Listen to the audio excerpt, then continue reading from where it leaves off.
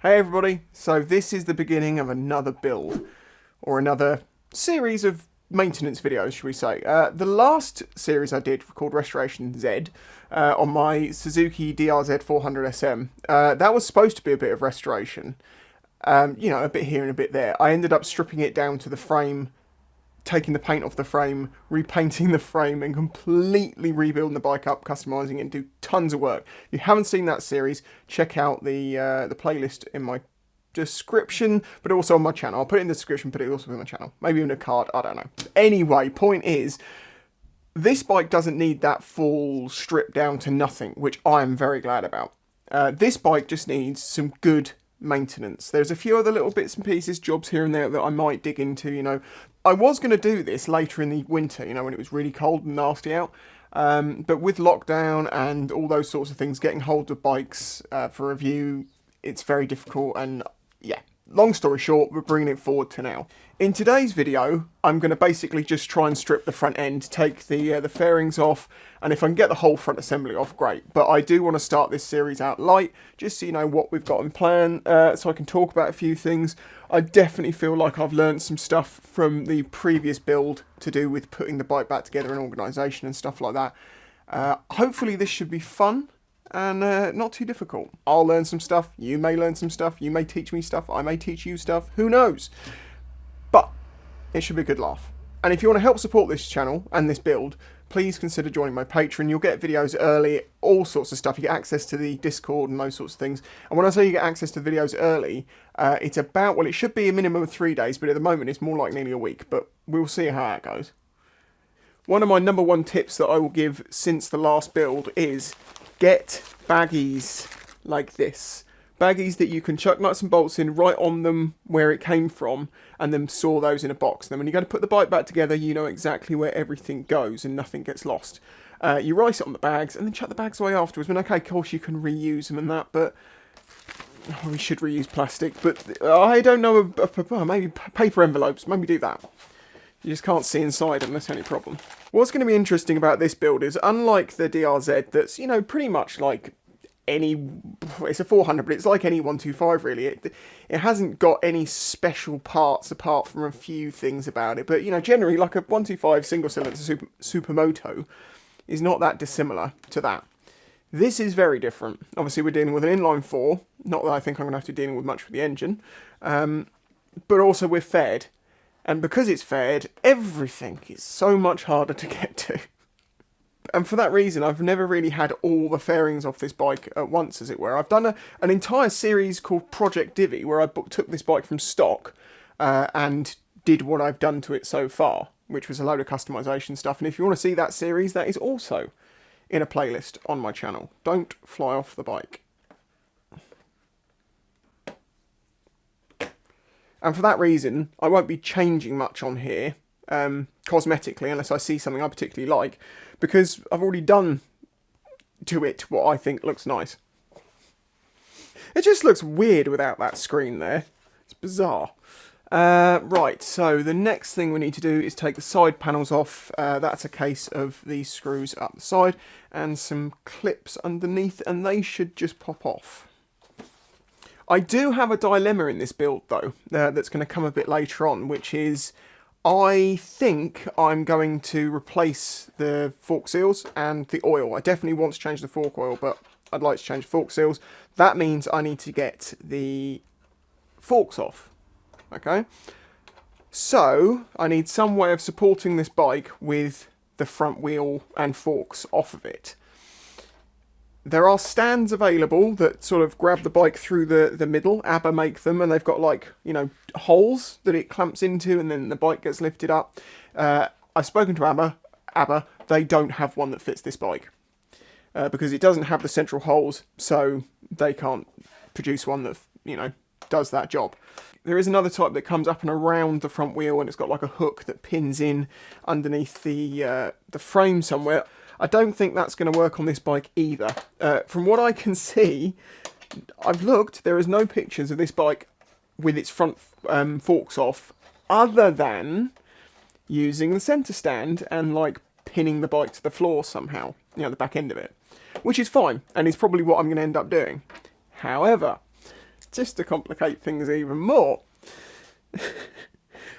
My exhaust on this, which is a Black Widow exhaust, is underslung, and to fit that exhaust to this bike, you actually use the hole that the centre stand pivots on. So, to put the centre stand back on this bike, I'm going to have to take most of the exhaust system off. I can't remember if there's a break in the middle there. I think there is. So I should be able to just take it off at that point, put the centre stand back on. Then that'll allow me to, I think I'm going to put an eyelet in the floor in here so I can tie the back end of the bike down, and then that should allow me to take the front end off without any trouble. Apart from the fact that obviously I need to slide the forks out about that much. And the front end of the bike is not going to be that far off the floor. Help! Yeah, that's actually going to be a problem, isn't it? I hadn't thought about that. I'll find a way. I'll find a way. Now these, you kind of just pinch. There we go. All the plastics around here are in separate pieces apart from this main bit here. As I say, I've had these off and taken these panels off. I've never taken the nose off of this bike. Right, so is that all of the fittings over this side?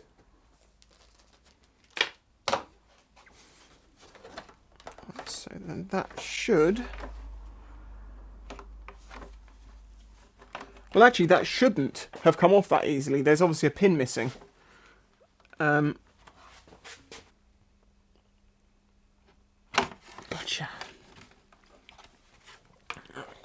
That's one of the panels off. That's surprisingly clean inside. I'm quite impressed by that. There's some other things like the crash cage on this bike. I like it and I don't like it. I don't like the way it looks, but I do like that it will do its job very well if I were to drop this bike. And for that reason I kind of want to keep it, but at the same time it's kind of ugly. So I might look into what other options there are, but I do know that a crash cage like this is the best option to actually do the job.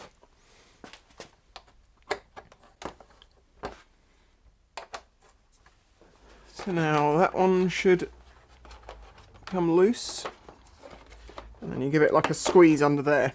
I don't know if you saw that. Let me show you this. If you're ever doing this to an XJ6 and you don't know how to get these apart, see, this is, you'll recognise this from the top of the, the left hand side. You basically, because there's a hook here, you have to push it and squeeze it in and it pops open. So, yeah, we have got clips. These are the little push clips that you basically push the centre in like that, and then they come out. This is what's missing on the other side. They're little plastic push clips that you put in and do this to, and then they expand and they hold things together, and then to undo them you push the middle out and it extends and it allows it to close. They get old, so I'm going to want to replace all these as well.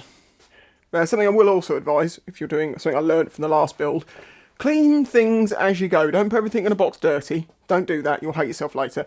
Just clean it as you go, every day. At the end of every day, clean up the few bits you've done, put them away in storage, wrap them up or something, and then when you come back to put the bike back together, you have a nice job of just putting it back together. So now this is where I'm going into uncharted territory.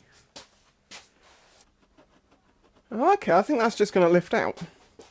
There's another screw on that side. There we go. Turns out it's just got these little hooks down the edge. Pull out, like so. That's detached it from there. Okay, we're loose there. Okay, that unclips from there. And that binnacle, I guess this would be called.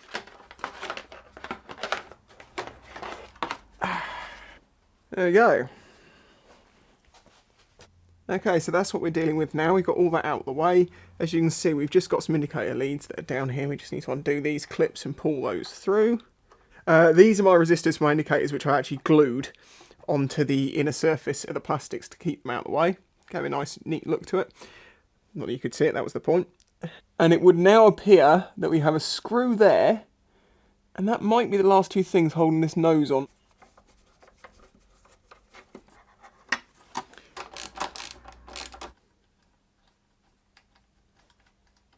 7 years later.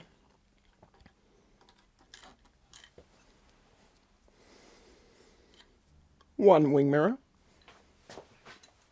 This series compared to the last one, obviously is going to be a lot more basic. We're not painting or anything like that. This is all the sort of stuff that you can do to your bike through the winter, if you so wish. If you don't ride during the winter, or you know, you don't need it and you can do work to it, get a manual if you're not really sure about it, like a Haynes manual or something. Do a bit of research and give jobs a go, one at a time. Like the simple jobs first, then get into more complicated jobs.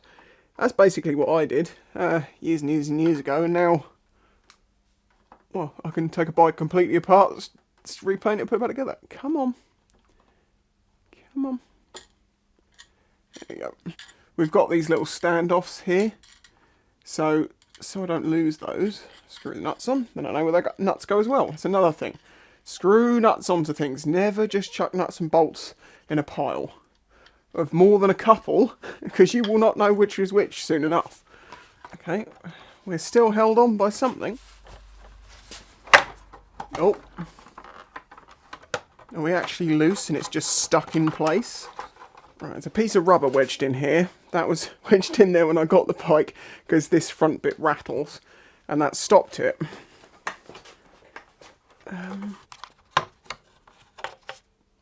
Aha!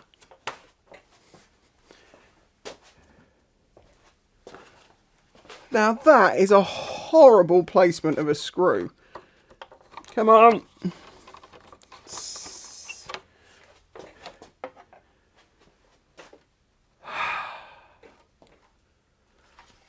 It's that one screw there. You have to kind of move the clocks out of the way to get to it. And it would appear you can't get the clocks off until you got it off. Oh, there's two lower screws, so you can take the whole mount off through that way. But, yeah, okay. Look, hang on a minute. It really looks like the back end of a boat now. Let's put that over there. Well, there we go. That is what a naked divvy looks like. Well, obviously, we know what they look like because you can get the N version. But I'm very pleased to find that the headlight and everything is just a single unit that just can stay there. I don't need to take that off. The plastics have actually been very easy to remove from this bike so far. I do need to remove the bottom one. I also need to remove these back ones and the seat and all that, but that's going to be in later episodes. So yeah, I'm going to end the first episode here. We don't even have a name for the series yet. Maybe come up with one. I'd love for your suggestions. Vote up ones that you like, and then, you know, it could be a bit of a vote as to what we end up calling it. It's also to let you know that the build's now starting, so you can remember to watch the videos if you want to keep up with the series. But generally these videos, I make them so you can watch them on their own.